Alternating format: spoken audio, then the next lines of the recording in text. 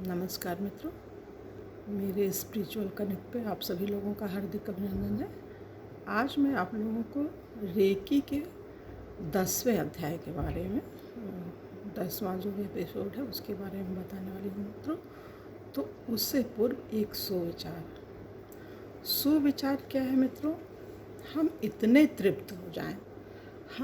तृप्त हो जाएं कि हमें मान ले कि जीवन हमारी मर्जी का सवाल नहीं है। हम इतने तृप्त हो जाएं कि हम ये मान ले कि जीवन हमारी मर्जी का सवाल नहीं है, वह परमात्मा की इच्छा का परिणाम है। वह परमात्मा की इच्छा का परिणाम है। बस यहीं से तृप्ति घटती है और ऐसी तृप्ति से उपजा मौन आपको आनंद से भर देगा। ऐसी तृप्ति से उपजा मन आपको आनंद से, मतलब हम ये जान लें, मान लें, पूरा दृढ़ विश्वास कर लें कि जो भी घटनाएं घट रही हैं वो भगवान की कृपा से, भगवान चाह रहे हैं तो ही हो रही हैं। बस यहीं से हमें संतुष्टि मिलती है और हम सुखद जीवन की ओर बढ़ते हैं मित्रों। तो ये बहुत ज़रूरी है, इसको ध्यान में रख करके अगर हम इस विद्या को अपने जीवन में ले आएंगे तो सुख और शांति तो मिलना निश्चित है, इसमें कोई संदेह नहीं मित्रों। तो चलिए हम शुरू करते हैं अपने विषय को। इसमें क्या है, रेकी उपचार की स्थितियाँ क्या हो सकती हैं। रेकी उपचार की स्थितियाँ कौन कौन सी हो सकती हैं, मतलब कहाँ कहाँ, किन किन पॉइंट्स पे, किन किन बिंदुओं पर रेकी दी जा सकती है, ये है बताया मित्रों। तो इसको ध्यान से सुनिए। दोनों आँखें जो हैं उन पे कनपटियाँ, जो कान की जो कनपटी कह लीजिए ये, और दोनों कान और मस्तक व मस्तक का पिछला हिस्सा, forehead and back head. Forehead ये, बैक हेड ये इधर, उन दोनों पे, दोनों हाथ मस्तक के पीछे, ऑसिपिटल लोबल्स, दोनों हाथ मस्तक के पीछे, ये चीज़, ये इस तरह से, ऐसे दोनों हाथ मस्तक के पीछे, और गला, थ्रोट, ये जो गला है, दोनों हाथ गले पर, और दोनों हाथ गले पर, गला तो ये है यानी हृदय चक्र, अनाहत चक्र बोलते हैं इसको, हार्ट चक्र, बाएं तरफ हार्ट होता है ये, इधर दोनों हाथ, और हृदय चक्र हो गया। फिर मणिपुर चक्र, पेट जो होता है इस जगह पे, सोलर प्लेक्स, और लीवर, पेट की दाईं ओर, ये दायां ओर का ये हिस्सा है लीवर। ये फेफड़ों के ऊपर हिस्से, टिप्स ऑफ लंग्स, जो दो फेफड़े हैं उनके ऊपर, जो ऐसे यहाँ पे, पेनक्रियास, पेट के बाईं ओर, ये है लेफ्ट साइड इधर, स्वादिष्टान चक्र, नाभि के नीचे जो है स्वादिष्टान चक्र, हारा चक्र इसको बोलते हैं इंग्लिश में। और जनन ग्रंथि पुरुषों के लिए और जननांग महिलाओं के लिए, ये 2 पॉइंट हो गए। दोनों घुटने, नीज, पैरों के टखने, एंकल्स, पैरों के तलवे, नीचे वाला हिस्सा पैरों, शरीर का पृष्ठ भाग जो पीछे का हिस्सा है मित्रों, दोनों कंधे, शोल्डर्स, ये जो पीछे की तरफ से, और गर्दन, पीछे का, आगे का ये थायराइड ग्लैंड्स उसको बोलते हैं, गर्दन, और हृदय चक्र, अनाहत चक्र, हार्ट चक्र, और मणिपुर चक्र, सोलर प्लेक्स, किडनीज, स्वादिष्ठान चक्र, और मूलाधार चक्र। मूलाधार चक्र मतलब रीढ़ की हड्डी का अंतिम छोर, ये बैक साइड में इधर रीढ़ की हड्डी का अंतिम छोर। रूट चक्र, बेस द स्पाइनल कॉर्ड जो होता है उसका आधार, जो अंतिम चक्र है।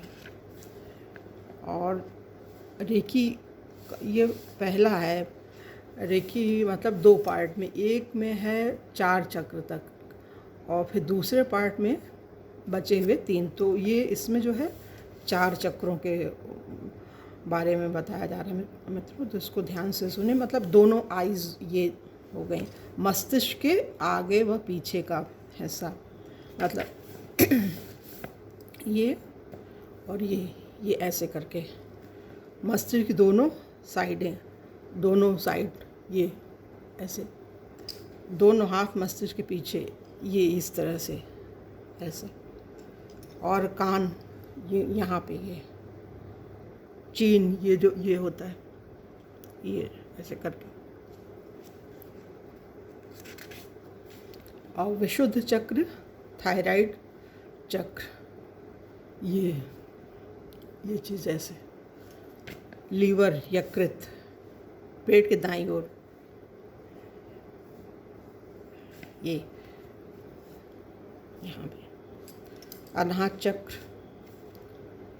हार्ट चक्र जिसको बोलते हैं हार्ट, ये लेफ्ट साइड इधर, फेफड़े लंग्स हो गए यहाँ पे दोनों, मणिपुर चक्र, सोलर प्लेक्स नीचे ये ऐसे, पेट के बाईं ओर पैनक्रियाज जो है लेफ्ट साइड इधर, स्वाधिष्ठान चक्र, हारा चक्र, ये नीचे के साइड हारा चक्र स्वाधिष्ठान, फुट सोल्स पैरों के दोनों तलवे, मूलाधार चक्र, नीचे का मूलाधार जो है, पैरों के तलवे व टखने नीचे का हो गया, और दोनों घुटने हो गए, नीज कंधे हो गए ये, और दोनों हाथ गले के पीछे, थायराइड एंड थम्स ग्लैंड्स ये पीछे ले जाना है ऐसे करके, गुर्दे ये पीछे की तरफ ये दो हो गए, किडनीज गुर्दे, हार्ट चक्र, हृदय चक्र ये ऐसे करके ऐसे, स्वाधिष्ठान चक्र पेट के नीचे का हिस्सा स्वाधिष्ठान चक्र, सोलर प्लेक्स मणिपुर चक्र हो गया ऐसे, और मूलाधार चक्र, रूट चक्र बेस ऑफ द स्पाइन, मतलब रीढ़ की हड्डी का अंतिम भाग जो है, रीढ़ की हड्डी का अंतिम भाग है वो नीचे मूलाधार चक्र है ये। और अब मित्रों बीमारियां जो हैं कौन कौन सी हैं, कितने प्रकार की बीमारियां होती हैं और उनका निदान, उनका उपचार कैसे किया जा सकता है, तो इसके बारे में थोड़ा सा सुन लीजिए। बीमारियां 2 प्रकार की होती है, एक क्रॉनिक व दूसरा एक्यूट बीमारियां। क्रॉनिक बीमारियां क्या होती हैं? क्रॉनिक बीमारियों में वह बीमारी आती है जो व्यक्ति को लंबे समय तक परेशान करती है। ये ध्यान से रखने की बात है मित्रों। क्रॉनिक बीमारियां वो है जो लंबे समय तक परेशान करती हैं, या एक बार हो जाए तो अंत तक साथ में ही रहती है। अंत तक मतलब जीवन पर्यंत कह लीजिए। उदाहरण के तौर पर मधुमेह है, ब्लड प्रेशर, कैंसर और अस्थमा आदि बीमारियां। ऐसी बीमारियों में सबसे पहले संपूर्ण शरीर को कम से कम 21 दिन रेकी दी जाती है। ये जो क्रॉनिक बीमारियां हैं, जैसे हो गया मधुमेह, हो गया ब्लड प्रेशर, कैंसर और अस्थमा, ये इनको कम से कम 21 दिन देना पड़ता है मित्रों, ये चीज़ है। उसके बाद प्रभावित अंग को लंबे समय तक या आवश्यकता अनुसार, मतलब ये लंबा प्रोसेस, इसको देना पड़ेगा। जो डायबिटीज़, बीपी वगैरह के पेशेंट हैं, टीबी, इस तरह के कैंसर, तो उनमें मतलब लंबा 21 तो कम से कम देना ही है, इसके आगे भी। अब दूसरा क्या है? एक्यूट बीमारियाँ। एक्यूट बीमारी वह होती है जो कुछ समय के लिए होती है, मतलब कुछ समय, जैसे बुखार या कोई चीज़ जो पेट दर्द, ये इस तरह की चीज़ें। एक्यूट बीमारी वह है जो कुछ समय के लिए होती है और फिर समाप्त हो जाती है। ऐसी बीमारियों में रोगी को ज़रूरी नहीं कि फुल बॉडी रेकी जाए, मतलब उसको फुल बॉडी रेकी की ज़रूरत नहीं होती है। जो कुछ समय की बीमारियाँ होती है उससे संबंधित चक्रों एवं बूंदों पर रेकी देखकर भी उपचार, मतलब वो जो इमीडिएट जहाँ पे आपको दर्द हो रहा है वहाँ पर वो ट्रीटमेंट दीजिए, उपचार रेकी दीजिए। इसके लिए आवश्यक है कि रोग का मूल कारण क्या है वो एवं उसकी उत्पत्ति के लिए शरीर का कौन सा अंग जिम्मेदार है, उसी जगह उपचार किया जा सकता है। संपूर्ण शरीर के रेकी उपचार हेतु शरीर पर 24 बिंदु बताए गए हैं, जहाँ पर रेकी देने से व्यक्ति को हर प्रकार की बीमारी में लाभ मिलने लगता है। प्रत्येक बिंदु पर कम से कम 3 मिनट रेकी देना आवश्यक है। यदि आवश्यकता अनुभव हो तो ज़रूरत होने पर किसी बिंदु पर 3 मिनट से अधिक भी रेकी, मतलब मिनिमम 3 मिनट तो देना है, इससे ज़्यादा की ज़रूरत पड़े तो उसको भी देना।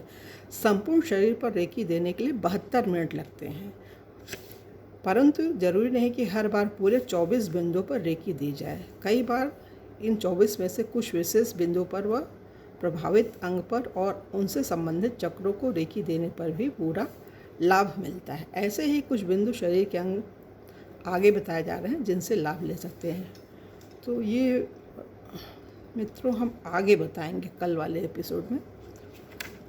तो आज के लिए बस इतना ही। कल हम लोग आगे किन किन जगहों पर रेकी कैसे क्या दी जाएगी, वो कौन कौन से अंग होते हैं उनके बारे में बताएंगे। रोग विशेष एवं रेकी उपचार, ये टॉपिक रहेगा कल का। तो आज के लिए मित्रों हम अपनी बात यहीं समाप्त करते हैं। कल आप लोगों से पुनः मिलेंगे। तब तक के लिए जय हिंद, जय भारत, ओम शांति, ओम।